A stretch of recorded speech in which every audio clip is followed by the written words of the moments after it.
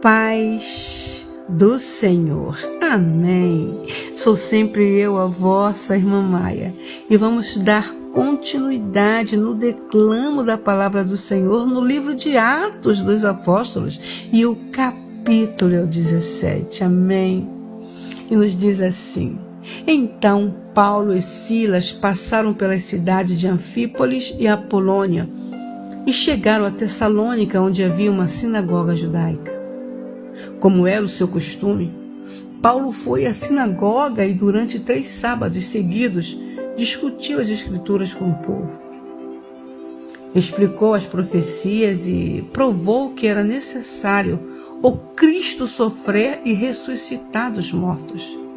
Esse Jesus de que lhes falo é o Cristo, disse ele. Alguns dos judeus que o ouviam foram convencidos e se uniram a Paulo e Silas, bem como muitos gregos tementes a Deus e várias mulheres de alta posição. Alguns judeus, porém, ficaram com inveja. Reuniram alguns desordeiros e desocupados e com a multidão começaram um tumulto. Invadiram a casa de Jason em busca de Paulo e Silas para entregá-los ao conselho da cidade. Mas, como não os encontraram, arrastaram para fora Jason e alguns outros irmãos e os levaram diante do conselho. Gritavam: aqueles que têm causado transtorno no mundo todo agora estão aqui, perturbando nossa cidade. E Jason os recebeu em sua casa. São todos culpados de traição contra César, pois afirmam que existe um outro rei, um tal Jesus.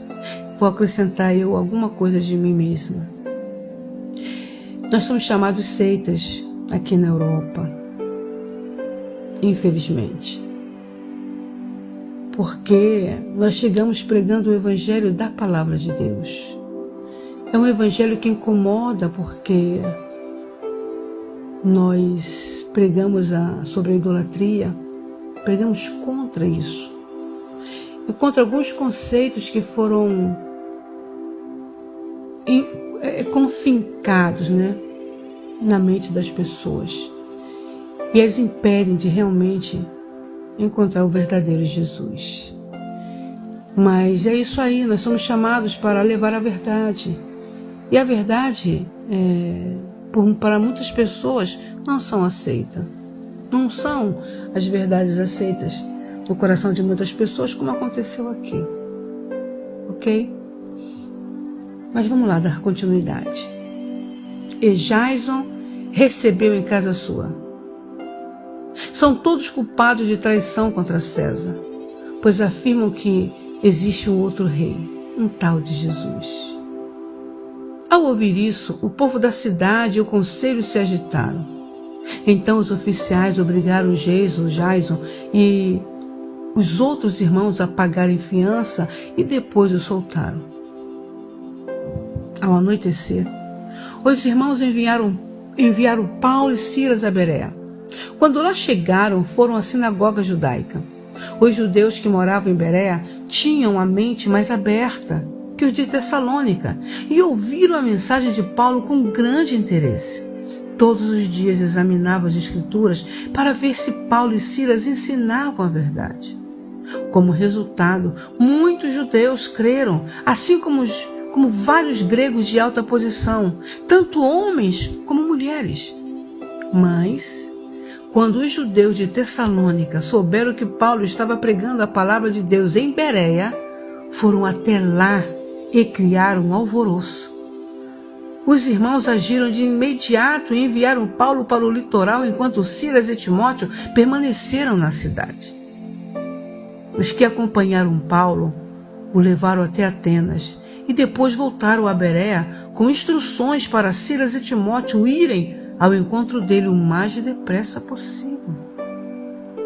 Enquanto Paulo esperava por eles em Atenas, ficou muito indignado ao ver ídolos por toda a cidade. Por isso, ia à sinagoga debater com os judeus e com os gentios tementes a Deus e falava diariamente na praça pública a todos que ali estavam. Paulo também debateu com alguns dos filósofos epicureus e estoicos.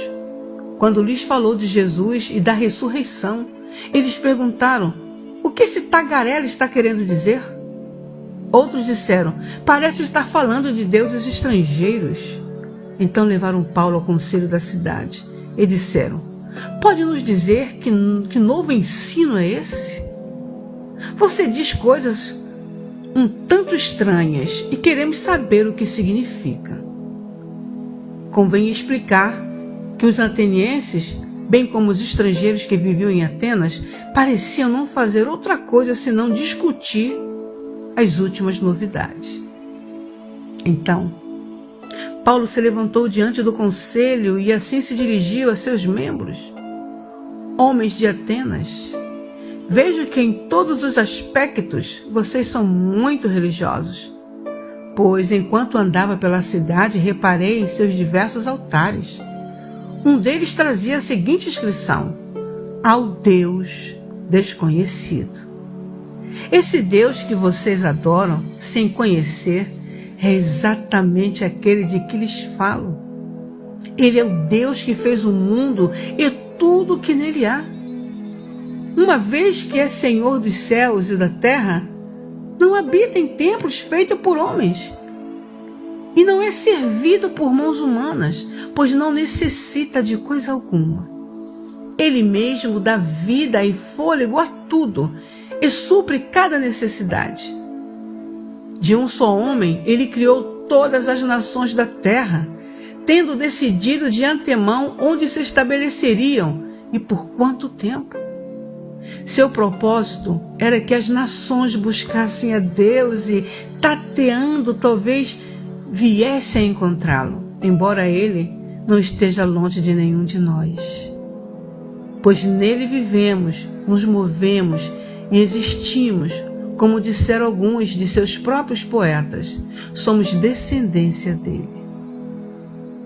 E, por ser isso verdade, não devemos imaginar Deus como um ídolo de ouro, prata ou pedra projetado por artesãos. No passado, Deus não levou em conta a ignorância das pessoas acerca dessas coisas, mas agora Ele ordena que todos, em todo lugar, se arrependam. Pois Ele estabeleceu um dia para julgar o mundo com justiça por meio do homem que Ele designou e mostrou a todos que é esse homem ao ressuscitá-lo dos mortos. Quando ouviram Paulo falar da ressurreição dos mortos, alguns riram com desprezo. Outros, porém, disseram: queremos ouvir mais sobre isso em uma outra ocasião. Então Paulo se retirou do conselho, mas alguns se juntaram a ele e creram. Entre eles estava Dionísio, membro do conselho, uma mulher chamada Damares e alguns outros. Amém. Quando abrimos o coração, Deus transforma. Ok? Não somos uma seita.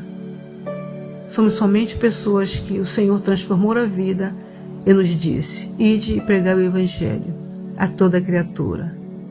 Aquele que crê e for batizado será salvo, mas que não crê será condenado. Simplesmente isso. Amém?